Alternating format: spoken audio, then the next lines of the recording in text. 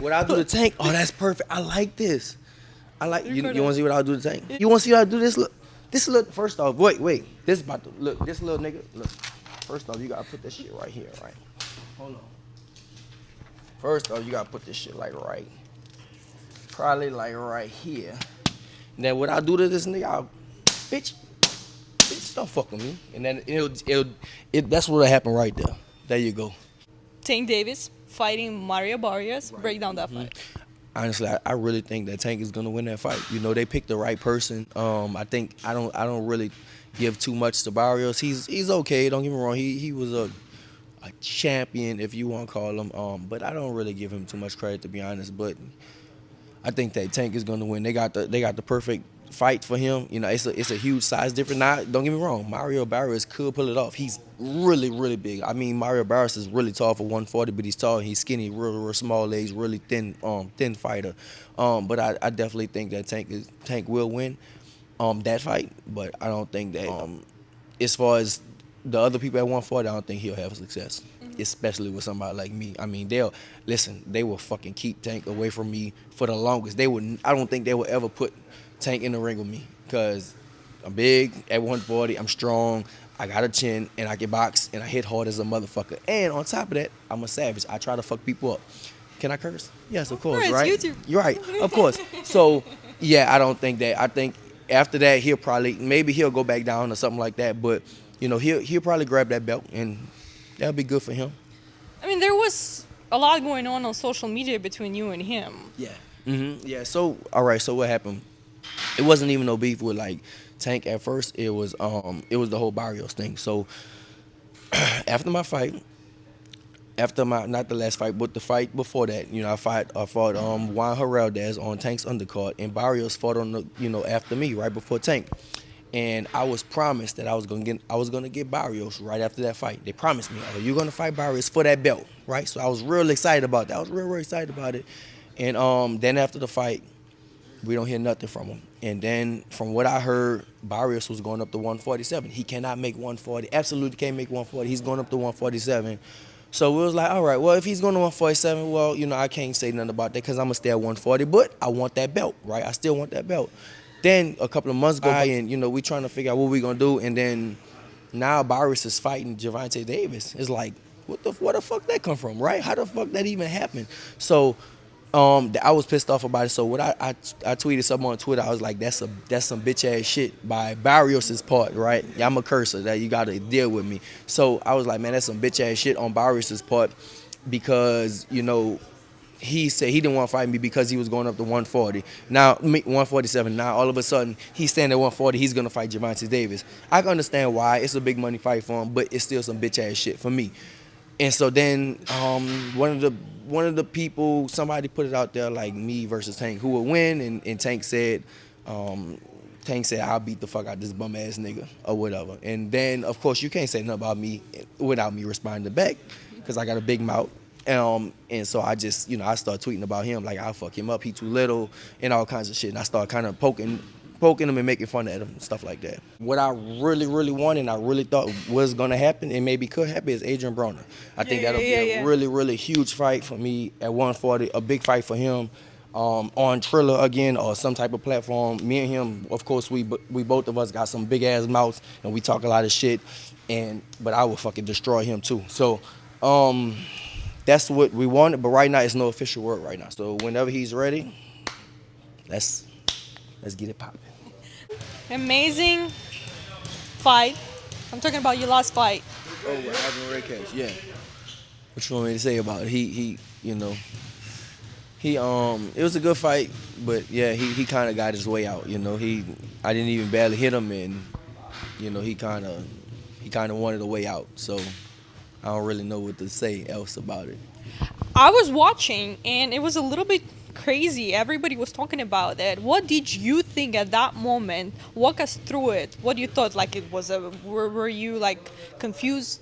Like, oh, did I really hit him low? No. Like, what was going through your mind? No. So at the time, I knew I didn't hit him low. I don't never really hit nobody low. Of course, you can always make mistakes, but I don't hit nobody low. Either if I fight a left-hander or a right-hander, I don't never really hit nobody low and stuff like that. So I knew and then especially to that extreme, like he was like rolling around, he was doing all that type of stuff. So yeah, I knew I didn't. I knew I didn't hit him low. And yeah, it was just like a crazy scene. But yeah, I knew that. I knew it wasn't a low shot. It was a little bit extreme. I agree. It was I'm too extreme. It was way too extreme. He did all that stuff. And all right. So to be honest, like so when he first dropped, and then he was on the canvas and hit the canvas like this, and then he started kicking his feet. That's when I knew like it's bullshit. That's when I really knew, cause if you get hit in the nuts, you're not gonna be moving your feet, right? You're not gonna be. Well, you don't know. You're a girl. Yeah, you're a girl. You don't know. But listen, if you get hit with a low shot, you're not gonna be moving your feet, and you're in pain, so you're not gonna exert all this extra energy, right? So that's when I knew it was like he was like full of shit. But I thought that I didn't even think that I knew I didn't hit him low, but I thought that maybe I caught him with a body shot. But then I looked at the replay. The screens was right next to me, so I looked at the replay and it was like I barely even like hit him at all. So really what happened was he just wanted the way out because that round I started picking it up. I started like walking him down and he wanted the way out. That's what happened. and at the end of the fight, they gave you an unanimous decision, They right? gave me a decision. And then They changed it. they changed. How did that go? Because I made him. Basically, I was like, man, give me I want my knockout on my record. That's the main thing, give me another knockout on my record, bring my percentage a little higher, right? So, yeah, that's what happened. I just was like, man, after we went to like the doctor and he was like right next to me in the doctor, but it had like a curtain separating us. And so then after I did my interviews, the media stuff, and then I went and picked up my check and I told my manager Sam, I was like, listen, make sure they change. I was kind of pissed off. I was like, man, make sure they change that to a knockout. And so I got back home to Texas, and I think they changed it like a Sunday or Monday or something like that. But they changed it. They got it right. So you were next to Ivan Redkach at the doctor's after? He was I was, but you couldn't see him. You could hear him, but you couldn't see him because they had a curtain. It was like a curtain separating. But yeah, we was right there. Upcoming fight, May 22nd, if I'm not mistaken. Yeah, Jose Ramirez. Mm-hmm. You want the winner, right? Definitely want the winner. Probably won't get it, but I definitely would like the winner, or even the loser. It depends on how the fight goes. I honestly, I think it might be a close fight. I think that Josh Taylor should be able to win. I think I think he should be able to pull it off, maybe by like a split decision. But I think he should be able to pull it off. But whatever happens. But I definitely would. I've been wanting to fight Ramirez for a long time, and they kind of ran away from me for years and years. And me and Josh Taylor had a fight, and it was a very close fight, which I still think I won, but it was a close fight. So I think that I'll kind of like either one of them. I'll fight either one of them after, but we'll see. Teofimo Lopez says that he wants, after Kambosos, wants to end Devin Haney's career. Right. He is planning to go up to 140. Okay, and that's a fight I would definitely take. It's crazy because I was at the fight. He was at the fight. Him and his daddy and stuff. And so like we kind of all hung out that night, behind the scenes. Me and his daddy and him, we all kind of hung out and stuff like that. But if he comes to 140, I think it'll be a great fight, and maybe me and him could do it. Were they cool? What was his dad saying? They're cool. So like, all right. So during the fight, he was on Ivan's side, right? And Teofimo was like, rooting for me. And I actually saw him when I was in the corner. I saw him. He was on Ivan's on the corner by him. But Teofimo was like rooting for me. He was like, "Oh, do this," and all that type of stuff. I could see him. But his daddy was like, "No." His daddy was like against me. So then.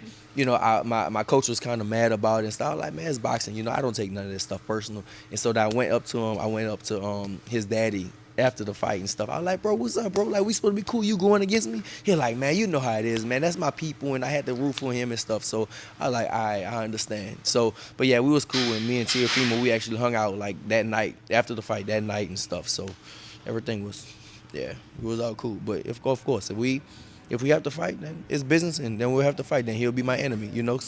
I was cool with Ivan. Me and Ivan trained at Churchill out here together. So we actually sparred together and stuff a few times. So I was cool with him. But when it comes to money and business, it is what it is. You gotta do it. You were the highest paid athlete that night. Yeah. All right. Good for you. Yeah, good for me. I don't like to tell people that type of stuff. I like people was like, so a lot of people was like looking at that and texting me and all like, all right, don't worry about that. Like leave. I I kind of like don't want to put that stuff out there, you Hey, know. people complain when YouTubers getting paid more than professional fighters when they fight together, but now when you make more money, they complain too. I don't get it. Yeah, I guess that's how it is. Everybody, nobody's happy.